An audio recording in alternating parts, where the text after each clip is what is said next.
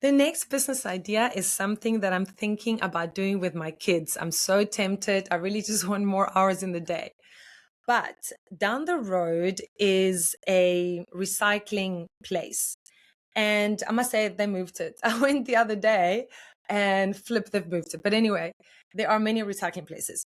You just go there and you check what they have. It's pretty cool to go to a recycling place if you haven't been.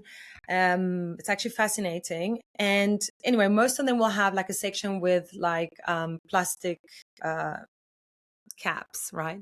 Or plastic bottles, or this kind of metal, that kind of metal, whatever. You can use these recycled products to make lots of different products, especially toys for pets, toys for cats and dogs. Just go to Pinterest and put pet toys, recycled products, something like that. You will see some amazing, adorable toys. And obviously on Pinterest, once you click on the one picture, you see more pictures. So now you create a board on Pinterest called Recycled Pets Toys. And you start putting things on there. You will see all the amazing ideas with the free things that you can do. Really fun as well. You can cut up t-shirts, make them into braids, used, for example, broken tennis balls, which you can get from your local tennis club. They'll be super happy that the stuff's being recycled.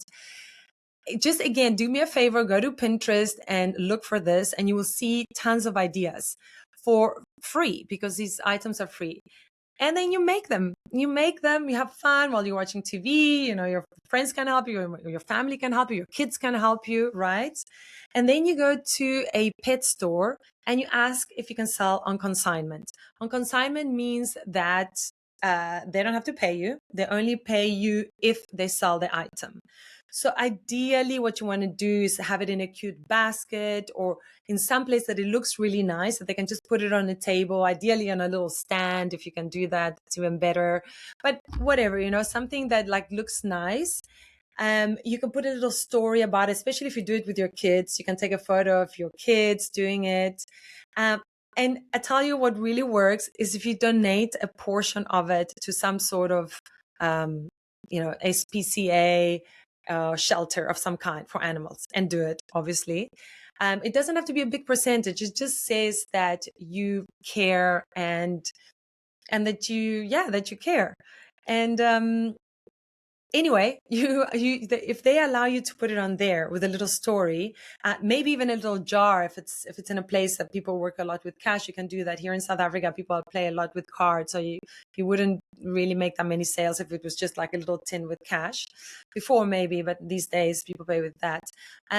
But you could have a little QR code on there so that people pay directly from there as well. That's an option. I've just thought about that now. That would probably be easier.